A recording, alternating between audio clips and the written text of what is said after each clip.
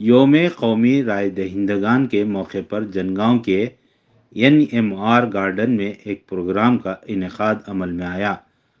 इस मौके पर एडिशनल कलेक्टर्स परमार पंकज कुमार और रोहित सिंह ने मेहमान खुसूसी की हैसियत से शिरकत की।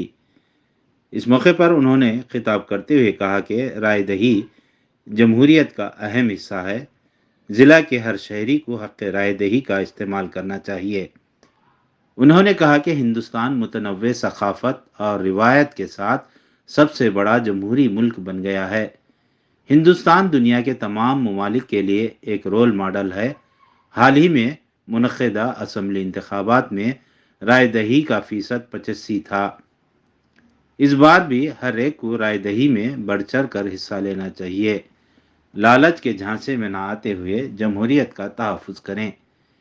एडिशनल कलेक्टर्स परमार पंकज कुमार और रोहित सिंह ने कहा कि हिंदुस्तान सबसे बड़ा जमहूरी मुल्क है। शहरियों को अच्छी क़ियादत का इंतखाब करना चाहिए।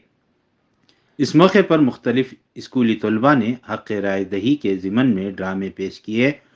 हुब्बुल वतनी के तरानों पर तलबा के रक़्स ने सबको महजूज़ किया। बाद में ज़िला कलेक्टर व एडिशनल कलेक्टर्स, तलबा, ख्वाजा सराओं वगैरह ने राय दही का हलफ लिया।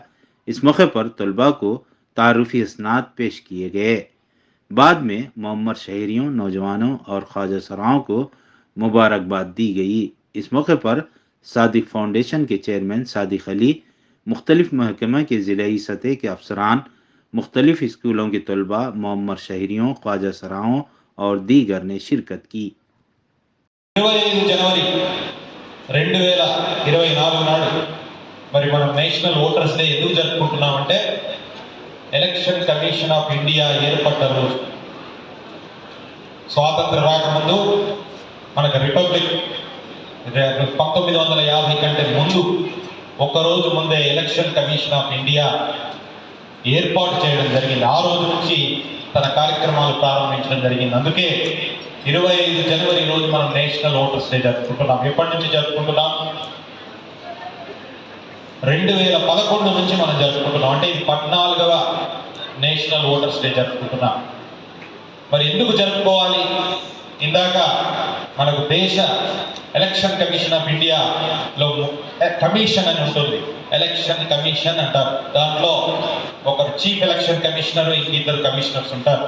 ఇందాక మాట్లాడింది chief election commissioner Rajiv Kumar గారు.